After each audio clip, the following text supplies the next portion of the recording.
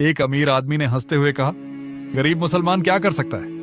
न उसके पास पैसा है, न ताकत, न पहचान। लेकिन उसे नहीं पता था कि उसी शहर का एक गरीब मुसलमान ऐसा काम करने वाला था जिसकी वजह से कयामत के दिन उसका दर्जा कई अमीर लोगों से ऊंचा हो सकता था। और जब उस अमीर आदमी को सच्चाई पता चली तो उसकी आंखों से आंसू रुक नहीं पाए। आखिर एक गरीब मुसलमान की असली ताकत क्या होती है? एक छोटे से गांव में अब्दुल नाम का एक मजदूर रहता था।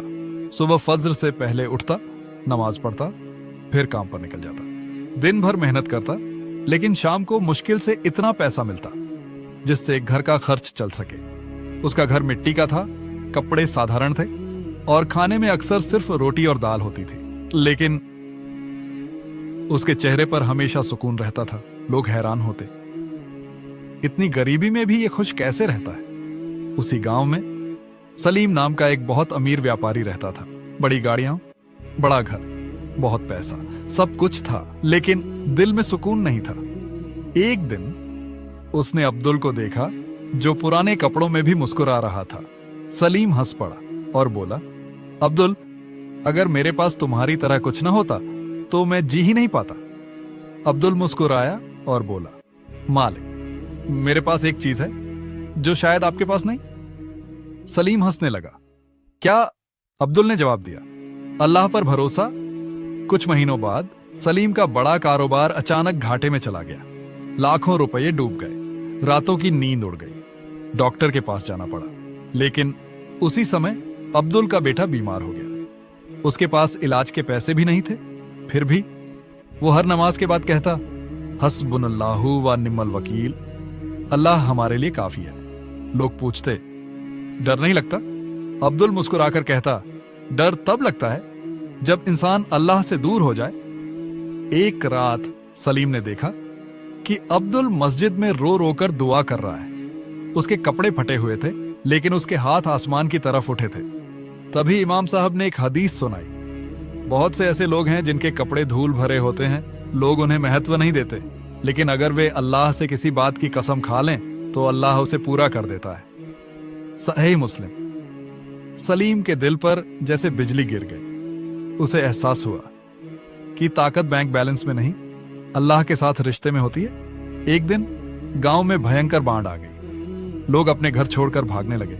सलीम का बड़ा मकान भी पानी में घिर गया। उसके नौकर भाग गए, दोस्त गायब हो गए, लेकिन अब्दुल, जो खुद गरीब था, दूसरों की मदद कर रहा था। वो बच्चों को सुरक्षित जगह पहुंचा रहा था, बुजुर्गों को उठाकर ले जा रहा था, अपने हिस्से की रोटी भी दूसरों को दे रहा था। सलीम ये सब देख रहा था और रो रहा था। बाढ़ खत्म होने के बाद सलीम ने अब्दुल से पूछा, तुम्हारे पास कुछ नहीं, फिर भी तुम इतने मजबूत कैसे हो? अब्दुल मुस्कुराया और बोला, क्योंकि मेरी उम्मीद लोगों से नहीं, अल्लाह से जुड़ी है। फिर उसने कुरान की आयत पढ़ी, जो अल्लाह पर भरोसा करे उसके लिए वही काफी है।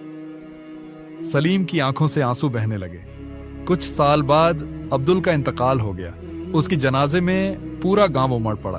अमीर, गरीब, सब रो रहे थे। तब सलीम ने लोगों से कहा, मैंने अपनी जिंदगी में बहुत अमीर लोग देखे, लेकिन अब्दुल जैसा ताकतवर इंसान कभी नहीं देखा। उसके पास पैसा नहीं था, लेकिन उसका दिल अल्लाह से भरा हुआ था। लेकिन अब्दुल की मौत के बाद उसकी पुरानी अलमारी से एक डायरी मिली और उसके आखिरी पन्ने पर ऐसी बात लिखी थी जिसे पढ़कर पूरा गांव सन्न रह गया। मेरी सबसे बड़ी दौलत वो नहीं थी जो मेरे पास थी, बल्कि वो थी जो मैंने अल्लाह के लिए छोड़ दी। आखिर अब्दुल ने अल्लाह के लिए क्या छोड़ा था? पूरा गांव अब्दुल की पुरानी डायरी के आसपास जमा था। हर कोई जानना चाहता था कि आखिर उस गरीब आदमी की सबसे बड़ी दौलत क्या थी, जिसके जनाजे में अमीर से लेकर गरीब तक रो रहे थे। सलीम ने कांपते हाथों से डायरी खोली। आखिरी पन्ने पर लिखा था, अगर ये डायरी मेरी मौत के बाद किसी को मिले तो जान लेना, मेरी सबसे बड़ी दौलत वो नहीं थी जो मैंने कमाई, बल्कि वो थी जो मैंने अल्लाह के लिए छुपाकर खर्च की।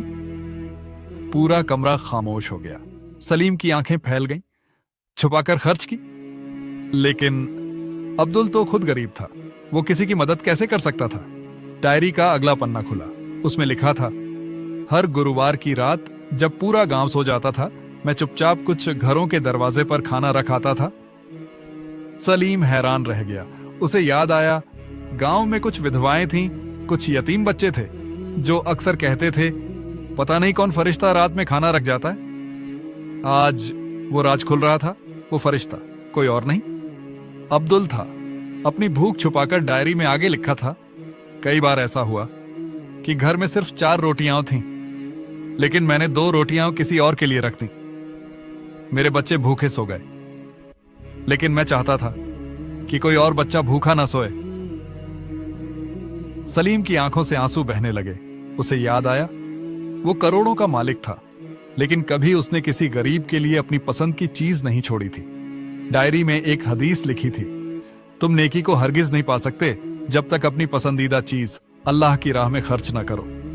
सूरह आले इमरान। अब्दुल ने नीचे लिखा था, मेरे पास पसंदीदा चीजें कम थीं, लेकिन जो थीं मैंने अल्लाह के लिए छोड़ने की कोशिश की। डायरी से एक पुराना लिफाफा गिरा, उसमें कुछ नाम लिखे थे। सलीम ने पढ़ना शुरू किया। पहला नाम एक बूढ़ी औरत का था, दूसरा एक यतीम बच्चे का, तीसरा एक बीमार मजदूर का, और हर नाम के आगे लिखा था मदद की गई, लेकिन नाम जाहिर नहीं करना। सलीम कांप गया। अब्दुल अपनी नेकी को छुपाता था ताकि सिर्फ अल्लाह जाने। डायरी के आखिरी हिस्से में लिखा था, कल मुझे अजीब सा एहसास हो रहा है, जैसे मेरी जिंदगी का सफर खत्म होने वाला है। अगर मैं कल ना रहूं तो लोगों से कहना गरीबी कमजोरी नहीं होती, असली कमजोरी अल्लाह से दूर होना है। डायरी पढ़ने के बाद पूरा गांव रो रहा था।